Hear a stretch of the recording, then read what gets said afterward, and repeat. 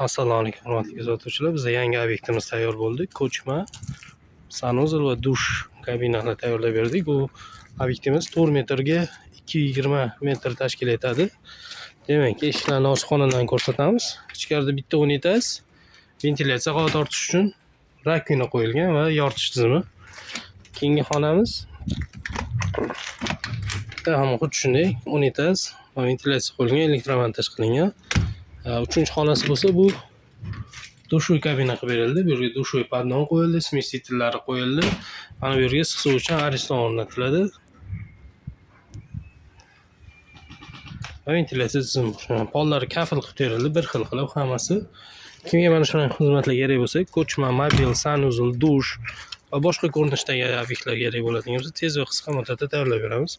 Bu yerda ham xuddi shunaqa obyektlarimiz, sahrana, budka, sanuzellar tayyorlab beraveramiz.